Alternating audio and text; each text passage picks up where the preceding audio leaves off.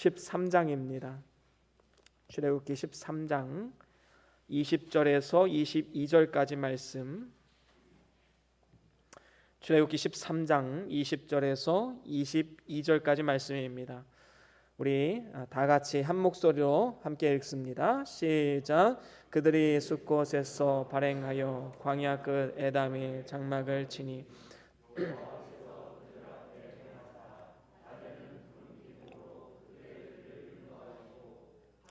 불기둥으로 그들에게 비추사 주야로 진행하게 하시니 낮에는 구름기둥 밤에는 불기둥이 백성 앞에서 떠나지 아니하니라. 아멘. 우리 다 같이 말씀들과 함께 선포합니다. 시작. 주의 말씀은 내 발의 등이요 내 길의 빛이 되십니다. 주여 말씀하옵소서. 주의 종이 듣겠나이다. 아멘. 아멘. 오늘은 출애굽기 13장 20절에서 22절 말씀으로 구름기둥과 불기둥이란 제목으로 말씀을 나눠보길 원합니다. 우리는 무언가 초자연적인 현상이나 특별한 일, 우리의 상식에 납득이 가지 않는 결과가 나타났을 때 이 기적, 미라클이라는 단어를 사용을 합니다. 그래서 기적이란 단어를 들을 때에 우리는 자연스럽게 무언가 특별한 일, 말로 설명하기 힘든 일, 예를 들면 죽을 병에서 살아난 일, 이러한 것들이 있어야지만 기적이다라고 말하기도 합니다.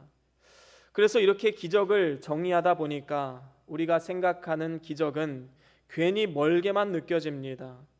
나의 삶에는 기적이 나타나지 않을 것처럼 생각이 됩니다. 왜냐하면 내 삶은 너무 평범하고 뭔가 특별한 일이 없기 때문인 것입니다. 그런데 이러한 생각은 잘못된 것이지요. 사실 저와 여러분들 자체가 기적인 걸 아십니까? 사람은 셀 수 없이 많은 세포가 함께 모여서 만들어진 존재입니다. 그리고 각각의 세포 안에 이 DNA라는 구조가 있지요. 이 DNA가 우리 세포 속에 다 들어가 있습니다.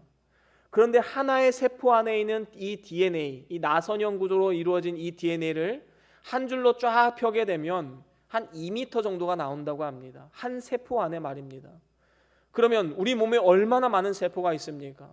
그 세포들에 있는 DNA를 다 연결하면 지구에서 태양을 한번 갔다가 돌아올 정도의 거리가 된다고 합니다. 여러분, 이러한 놀라운 DNA 구조가 여러분들에게 지금 다 심어져 있는 것입니다. 얼마나 놀라운 일입니까? 여러분, 혹시 오늘 아침에 일어나셔서 심장에게 이렇게 말한 분이 있으십니까? 심장아, 오늘은 내가 살기 위해서 1분에 60번, 70번 꼭 뛰어야 돼. 안 뛰면 나 죽는다. 이렇게 말씀하신 분 있습니까? 아마도 없을 거예요. 이렇게 명령하지 않아도, 굳이 생각하지 않아도 우리의 몸은 심장이 끊임없이 뜁니다. 누가 하는 것일까요? 의학적으로 어느 정도 얘기할 수는 있겠지만 그 근본적인 것, 과학기술로 해결할 수 없는 놀라운 비밀이 그 안에 담겨져 있는 것입니다. 도저히 인간의 지혜로는 풀 수가 없는 것이지요. 우리가 사는 지구는 어떨까요? 태양과의 일정한 거리를 유지하고 하루에 한 바퀴씩 자전하고 1년에 한 번 공전을 합니다. 이렇게 빠른 속도로 움직이는, 그래서 하늘에 그냥 떠 있는 별임에도 불구하고 정확한 궤도를 따라서 단 1분 1초의 오차도 없이 움직이는 것, 누가 하는 일일까요? 이런 게 기적이 아니고 무엇이 기적이겠습니까? 더 놀라운 사실은 무엇인지 아십니까?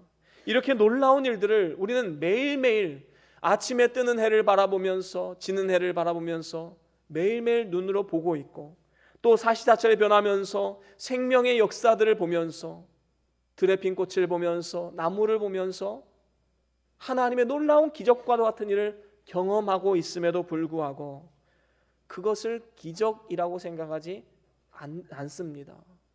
이게 더 놀라운 기적 아닐까요? 왜 우리는 이것을 기적으로 여기지 않을까요? 우리의 매일매일의 일상이기 때문입니다. 그냥 아침에 일어나면 내 심장은 뛰고 있고, 아침에 일어나면 해는 뜨고, 계절이 지나면 꽃은 피고 열매를 맺고, 이러한 일상이 반복되기 때문에 그것을 기적이라고 여기지 않는 것입니다. 점점 감각이 무뎌지고 놀라움이 사라지게 되는 것이지요. 그래서 세상은 이 모든 현상들을 자연이라고 말합니다. 스스로 그러하다라는 뜻을 가지고 있지요. 세상에서는 이 스스로 그러하다라고 말하는 것 외에는 이 모든 것을 설명할 방법이 없습니다. 하지만 믿는 사람들은 분명히 다르지요. 우리는 작은 풀 한 포기, 나무 한 그루를 보면서도 하나님의 섭리, 하나님의 능력을 바라봅니다. 작은 것 하나에서도 하나님의 은혜를 느끼는 사람들이 바로 믿음의 사람들인 것이지요. 그렇습니다. 우리의 삶 가운데 나타나는 이 놀라운 기적들이 그저 하나의 자연현상이 아니라 하나님이 일으키신 놀라운 은혜다라는 것을 믿음으로 고백할 수 있는, 그래서 모든 자연 만물을 통해서 하나님이 주신 메시지를 들을 수 있어야 됩니다. 하나님이 우리를 얼마나 사랑하시는지, 하나님이 얼마나 크고 놀랍게 역사하시는지 그 메시지를 들을 수가 있어야 되는 것이지요. 오늘 본문 말씀에 이 출애굽한 이스라엘 백성들도 마찬가지였습니다. 그들은 하나님의 전적인 은혜로 말미암아 노예 생활하던 이 애굽 생활을 청산하고 자유 시민으로 이제 하나님의 백성으로 거듭나게 되었습니다. 이제 약속의 땅을 향한 첫 발을 내딛는 그 순간 그들의 처한 현실은 녹록지 않았습니다. 아침에는 뜨거운 태양이 내리쬐어서 타 죽을 것 같은 그러한 두려움이 엄습해오고, 저녁이 되면 이 모래가 차갑게 식어버려서 추위가 느껴집니다. 밤만 되면 두렵습니다. 그러자 하나님께서는 마치 어미닭이 알을 품듯이 낮에는 구름 기둥으로 햇빛을 가려주시고 그 길을 인도하시고, 밤에는 불 기둥으로 따뜻하게 만들어주시고 그 길을 인도하셨습니다. 한번 그 당시 이스라엘 백성들의 입장이 되어서 한번 생각해 봅시다. 당장 죽을 것 같은 이 상황 속에서 하나님은 은혜를 주셔서 낮에는 구름 기둥, 밤에는 불 기둥으로 인도하고 계십니다. 얼마나 놀라운 은혜입니까? Amazing grace. 말 그대로 놀라운 은혜입니다. 기적입니다. 기뻐하고 즐거워했을 것입니다. 그런데 문제는 뭐예요? 이게 매일매일 반복되다 보니까 감격이 사라지는 거예요. 감동이 사라집니다. 어제 봤던 구름기둥 오늘도 또 봅니다. 내일도 볼 것입니다. 오늘 봤던 불기둥 어제도 보았고 내일도 볼 것입니다. 매일매일 새롭지가 않습니다. 똑같습니다. 모든 것이 일상이 되어버렸습니다. 자연이 되어버렸습니다. 동시에 감동도 사라지고 감사도 사라지게 되었습니다. 그러던 중에 문제가 생겼지요. 쭉 걸어가다 보니까 이 홍해가 다 가로막고 있는 것입니다. 도대체 이 강을 어떻게 넘어야 되는가? 이 바다를 넘어야 되는데 우리의 능력으로 이게 어떻게 될 것인가? 거기에다가 엎친 데 덮친 격으로 뒤에서는 애굽 군대가 쫓아오고 있습니다. 진퇴양난에 빠지게 되었지요. 이러한 상황 가운데 이스라엘 백성들은 어떤 반응을 보였습니까? 이렇게 모세를 향해서 말합니다. 출애굽기 14장 10절과 11절 우리 같이 한번 읽어볼까요? 출애굽기 14장 11절 10절 11절입니다. 시작. 바로가 가까워올 때에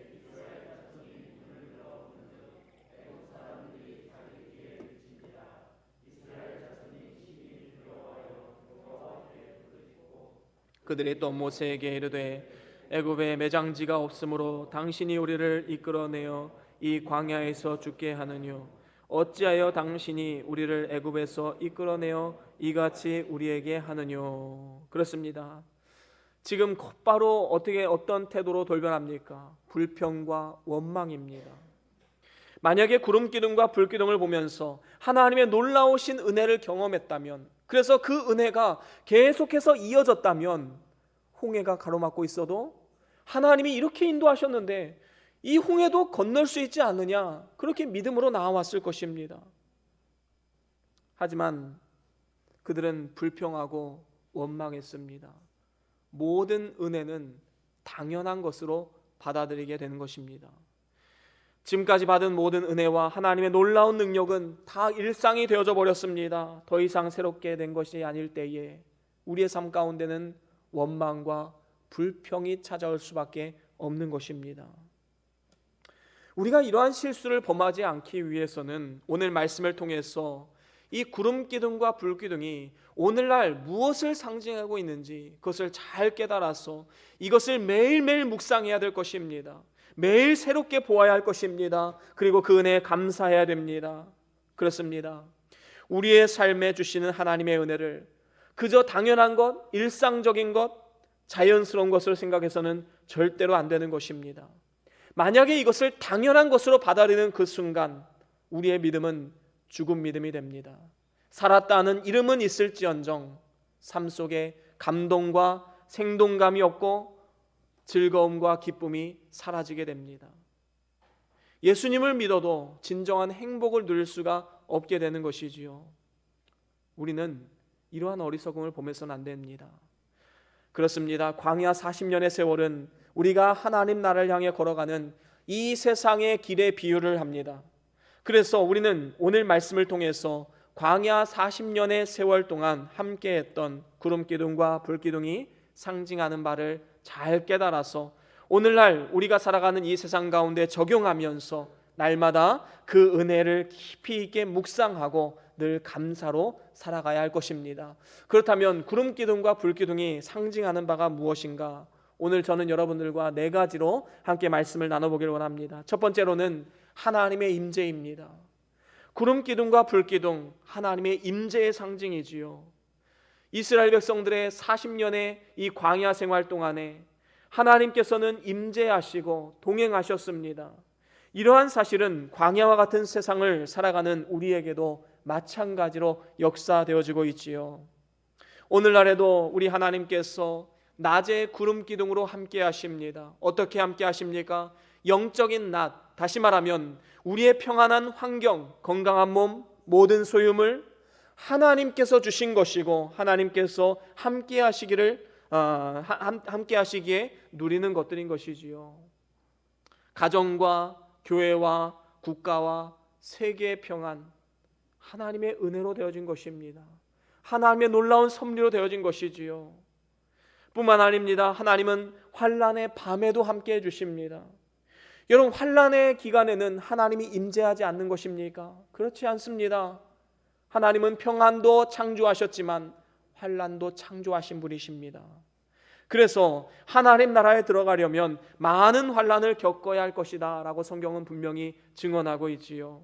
그런데 이러한 환난이 있다 하더라도 하나님께서 이스라엘 백성들 가운데 불기둥으로 함께 하셨던 것처럼 우리의 삶 가운데 불기둥으로 임하셔서 밝히 비추어 주실 뿐만 아니라 힘들거나 지치지 않도록 시시때때로 힘과 능력을 공급해 주시고 계신 것입니다. 그래서 다윗은 이러한 고백을 했지요. 시편 23편 4절 말씀, 우리가 잘 아는 말씀인데 우리 같이 한번 읽어볼까요? 시작. 내가 사망의 음침한 골짜기로 다닐지라도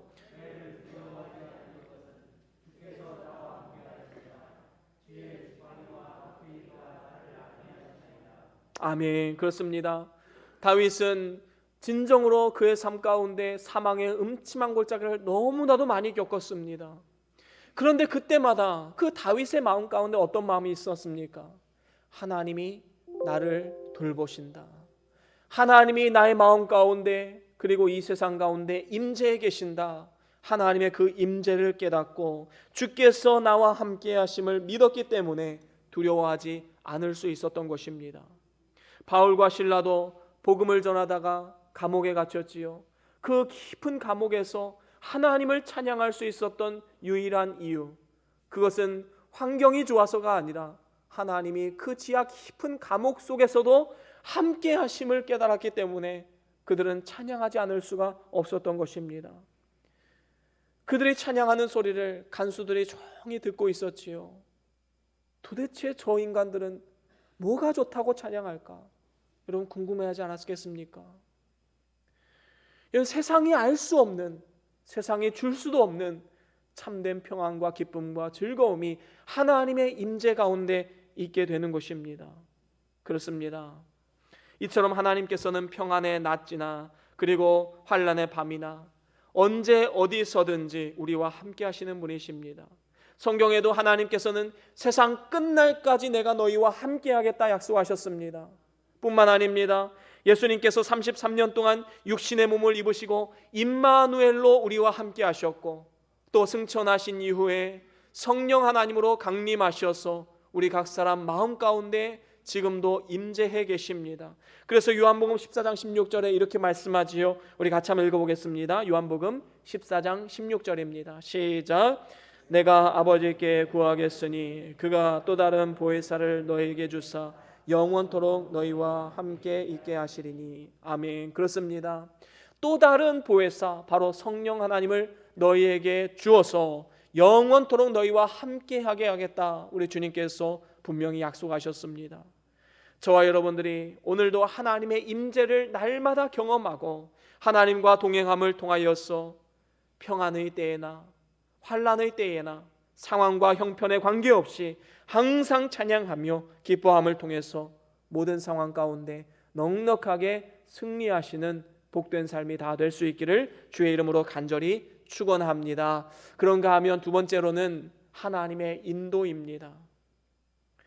광야에서의 구름 기둥과 불 기둥은 또한 하나님의 인도를 상징합니다.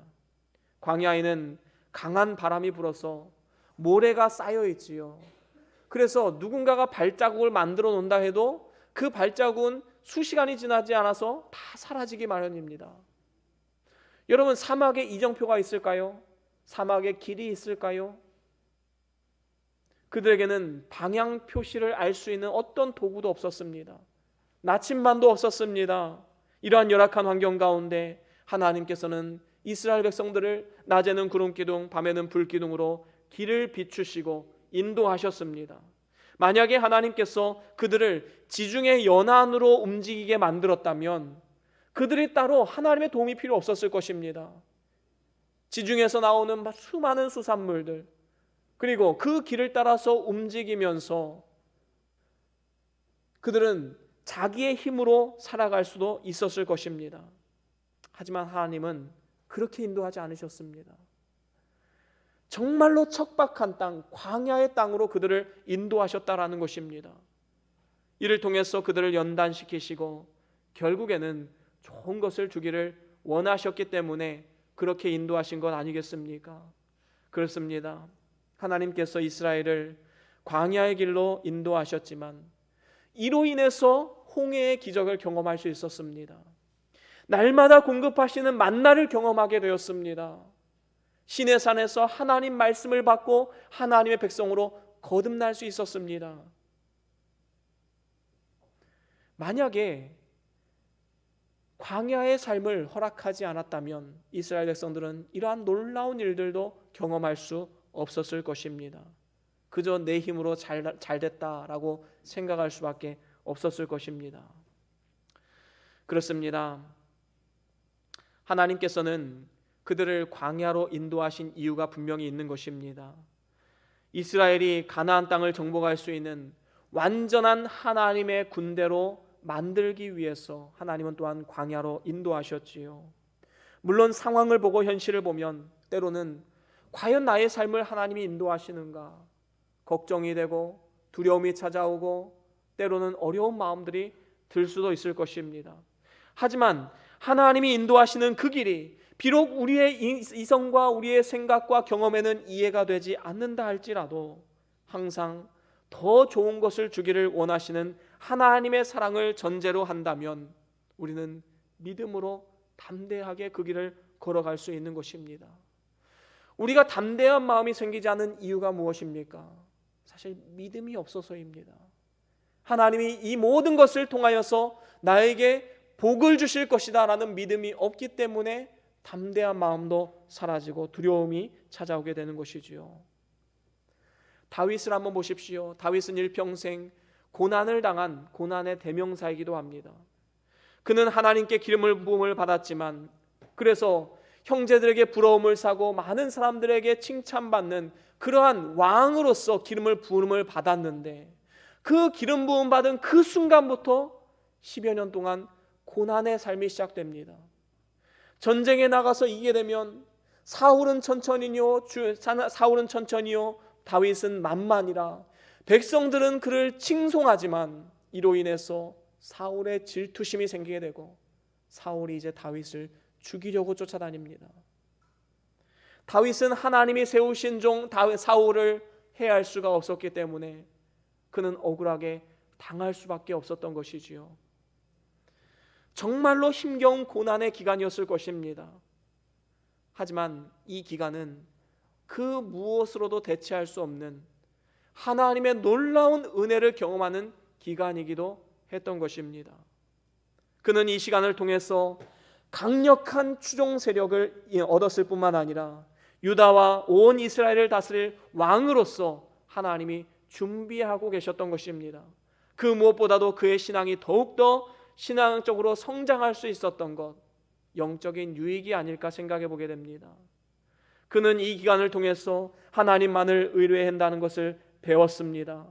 이 때문에 그는 이스라엘이 가장 존경하는 왕, 그 왕이 되어 수 있었던 것입니다. 이처럼 하나님께서 때로 성도들을 고난의 길로 인도하시는데 넓은 의미에서 보면 그것은 절대로 저주가 아니라 하나님 보시기에 축복의 길인 것입니다.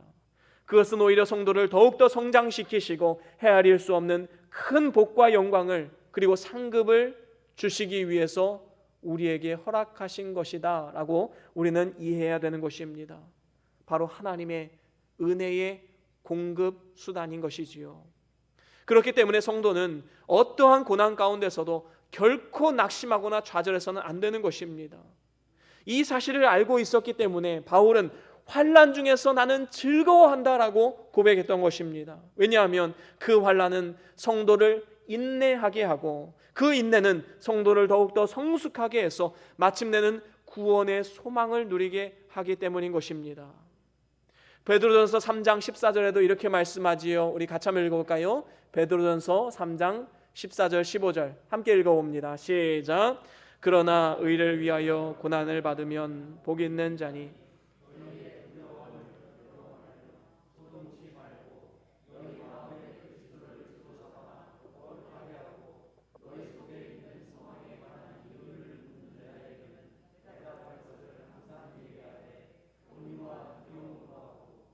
아멘. 그렇습니다.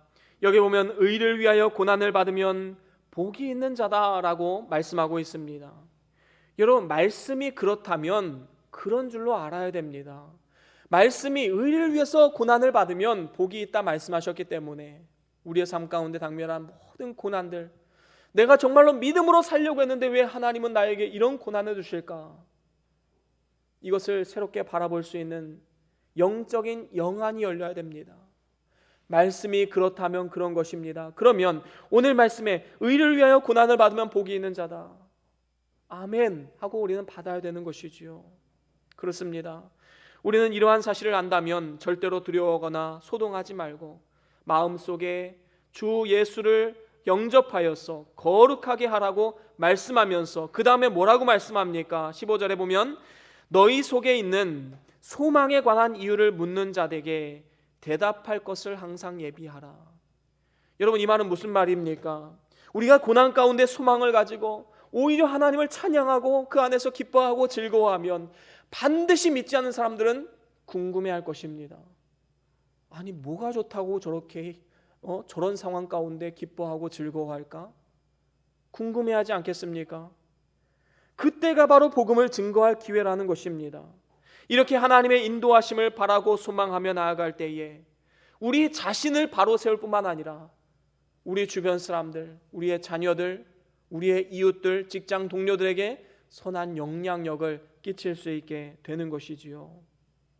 반면에 고난 가운데 두려워하고 좌절하고 걱정과 근심으로 무너져 버리면 어떻게 되겠습니까? 그 영향이 고스란히 우리 주변 사람들에게 전해질 수밖에 없는 것입니다. 여러분, 한 가정에서 부모가 중심을 잡지 못하고 조금만 고난이 찾아오면 무너지고 쓰러지면 자녀들이 뭘 보고 배우겠습니까? 예수 믿어도 별 수 없구만. 여러분, 이런 생각하지 않겠습니까? 그렇기 때문에 우리 부모된 우리는 정신을 바짝 차려야 됩니다. 어떠한 상황 속에서도 부정적인 말 하지 말고 믿음으로 담대하게 나아가야 된다는 것이지요. 우리의 주변 사람들, 특별히 우리 자녀들은 어른들의 말을 보고 배웁니다. 모습을 보고 배우는 것이지요. 여러분, 교사가 무너지면 그 반은 완전히 무너지게 됩니다. 구역장이 무너져 버리면 그 구역은 완전히 무너져 버리게 됩니다.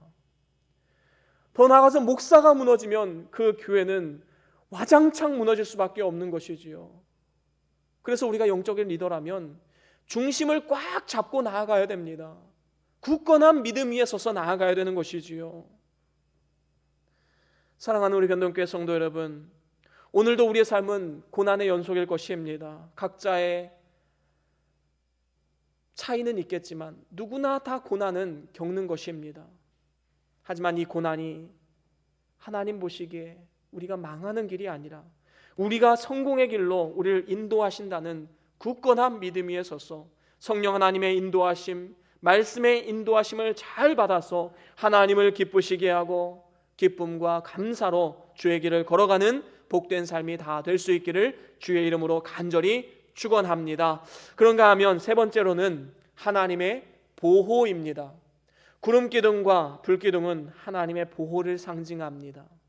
하나님께서는 그 백성을 황무지와 광야 가운데서 호위하시고 보호하시고 눈동자와 같이 지키셨습니다. 그래서 신명기 32장 10절에 보면 이렇게 말씀합니다. 우리 같이 한번 읽어보겠습니다. 신명기 32장 10절 시작. 여호와께서 그를 황무지에서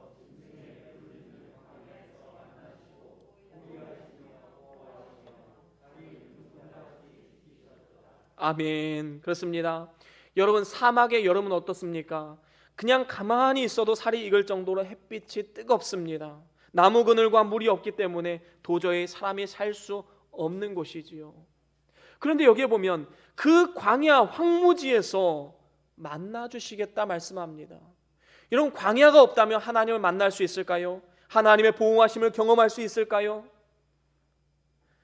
우리는 하나님께서 구름기둥으로 그들 위에 덮어서 보호하신 그 하나님의 은혜를 기억해야 될 것입니다. 이 구름기둥은 단지 위로만 올라간 기둥이 아니라 옆으로 넓게 퍼져서 이스라엘 백성들을 다 덮고도 남을 만한 그러한 구름기둥이었습니다. 뜨거운 햇빛, 태양빛을 차단할 수 있을 만큼 넓게 퍼진 것이지요. 이처럼 하나님은 오늘날 우리의 피할 그늘이 되어 주십니다.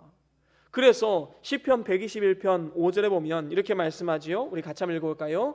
시작. 여호와는 너를 지키시는 자라. 여호와께서 내 우편에 내 그늘이 되시나니. 아멘. 그렇습니다. 하나님은 우리의 우편에 우리의 그늘이 되어 주십니다. 그 뜨거운 그 장렬한 태양을 피하기 위해서 시원함을 우리에게 제공해 주는 것이지요. 우리가 살아가는 이 세상은 엄청난 폭염이 내리쬐는 사막과도 같습니다. 물론 그래서 사람들은 이 세상에서 잠시 피하기 위해서 휴가라는 걸 떠나기도 하지요. 휴가가 영어로 무엇입니까? 베케이션이죠. 이 베케이션은 그 어원이 비움이란 뜻을 가지고 있습니다. 그래서 뭔가를 좀 비워내고 걱정과 근심을 덜어내기 위해서 휴가라는 것을 떠나기도 합니다. 그런데 여러분, 이러한 것은 단기간의 효과가 있는 것입니다. 오히려 휴가를 돌아오는 발걸음은 더 무겁고 그 다음에 다시 일상으로 복귀하는 마음은 더더욱 힘든 것을 우리는 경험하지 않습니까? 하지만 하나님의 보호하심은 영원한 것입니다. 우리의 삶 전 영역에 하나님께서 영향을 끼치시고 우리에게 참된 자유함과 기쁨과 참된 시원함을 제공해 주는 것, 바로 하나님의 보호하심의 은혜인 것입니다. 그러면 광야에는 뜨거운 햇빛만 있는 것인가? 그렇지 않지요. 사막의 밤은 캄캄하고 춥습니다. 그런데 이스라엘 백성들에게는 등불도 없고 또 따뜻하게 해줄 두꺼운 이불도 없습니다. 히터도 없습니다. 그래서 하나님께서는 불기둥을 예비해 두시고 이스라엘 백성들에게 베풀어 주신 것입니다. 그래서 시편 105편 기자는 이렇게 노래하지요. 105편 39절 말씀 우리 같이 한번 읽어보겠습니다. 시작. 여호와께서 구름을 펴사 덮개를 삼으시고 밤에 불로 밝히셨으니. 그렇습니다. 낮에는 구름을 펴서 덮개를 삼으시고 밤에는 불로 밝히셨다라고 말씀하고 있는 것입니다. 여러분 한번 생각해 보십시오. 이 작은 어린아이는요, 어떤 어려움이 딱 닥치게 되면 부모 뒤에 숨습니다. 부모의 그 바지가랑을 잡고 뒤에 숨고 있는 것이지요. 그러면 그 안에서 참된 만족과 행복과 기쁨을 누리게 되는 것입니다. 어떠한 두려운 상황 속에서도 부모가 함께 있는 한 두려움은 사라지게 되는 것이지요. 마찬가지로 우리가 광야와 같은 이 세상살이를 살아가면서 여러 가지 삶의 위협과 스트레스가 많이 있지만 하나님의 보호하심이 있기 때문에 우리는 하나님의 바짓가랑이를 붙잡고 하나님을 의지하고 하나님의 앞에 나와 기도함을 통하여서 이겨낼 수 있게 되는 것입니다.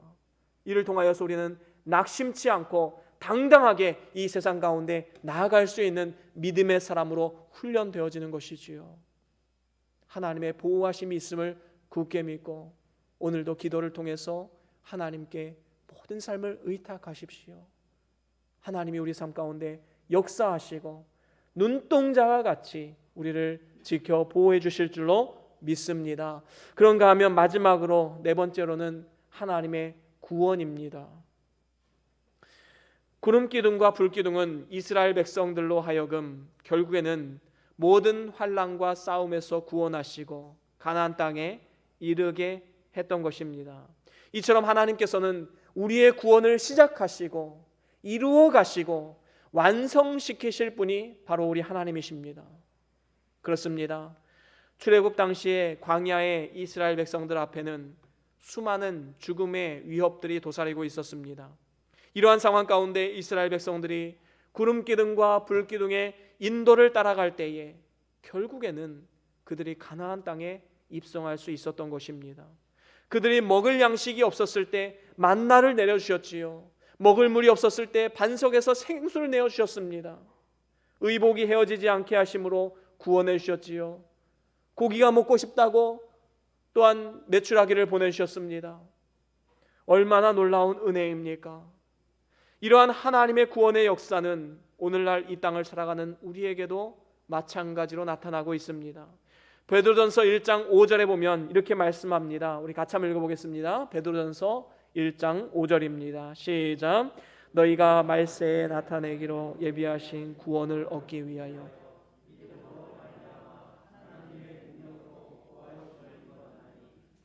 아멘. 그렇습니다. 오늘날 우리가 살아가는 이 시대는 말세입니다.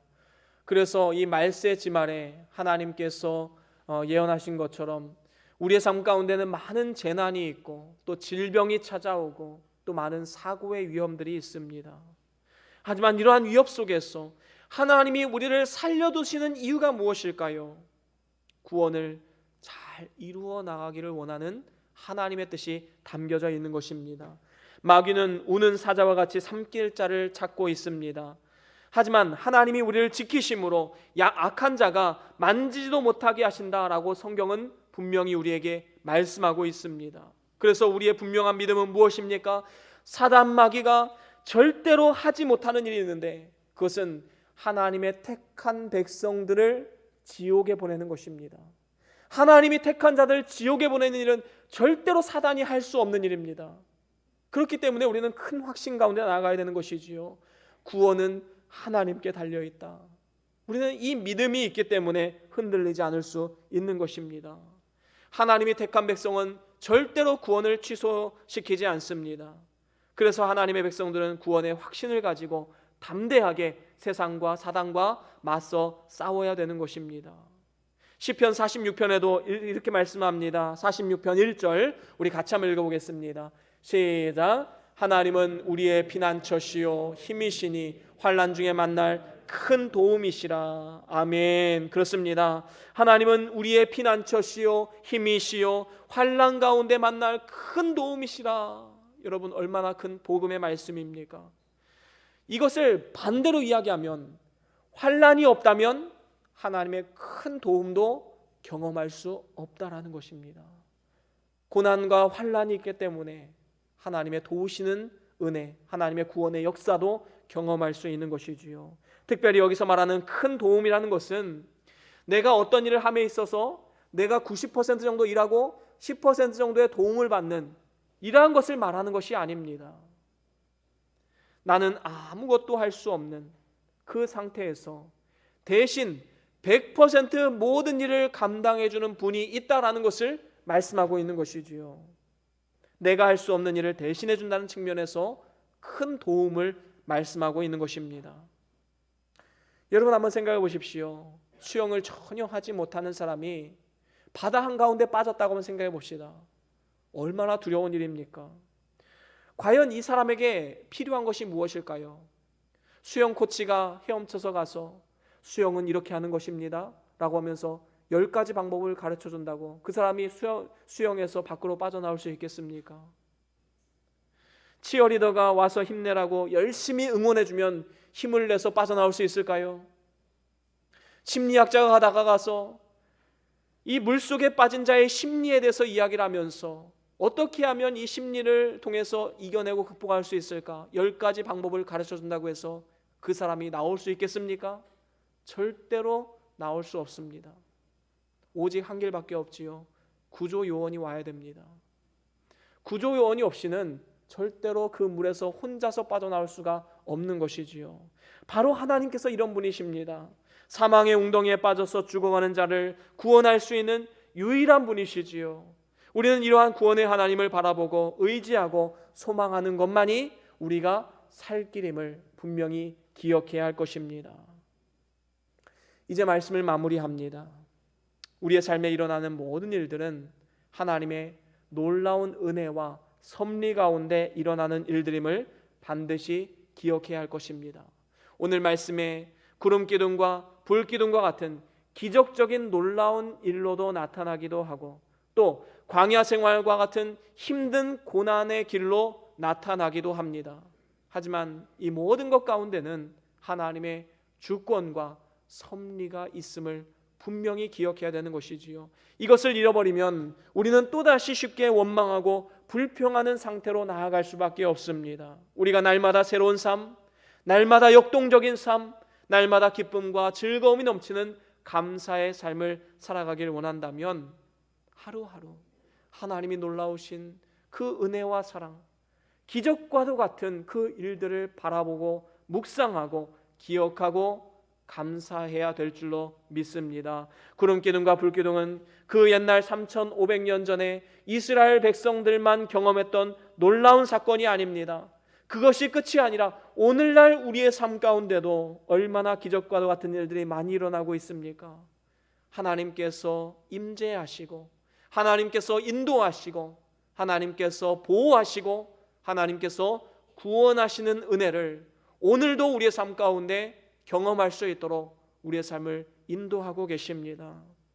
얼마든지 경험할 수 있는 것이지요. 저와 여러분들이 이 구름기둥과 불기둥이 상징하는 바 이 네 가지를 꼭 기억하시고 어떠한 상황과 환경 가운데서도 끝까지 소망을 잃지 마시고 믿음의 선한 싸움을 잘 싸움을 통하여서 하나님께서 예비하신 영광과 상급이 있는 최후 승리의 자리에 나아갈 수 있는 우리 모두의 삶이 다 될 수 있기를 주의 이름으로 간절히 축원합니다. 우리 다 같이 오늘 받은 말씀 기억하시면서 잠깐 동안 함께 기도하시겠습니다. 어떠한 말씀을 들으셨습니까? 어떠한 음성이 들리셨습니까? 어떠한 결단을 내리셨습니까? 하나님의 음성입니다. 그 말씀 부여잡고 우리 잠깐 동안 묵상하시면서 기도하시겠습니다.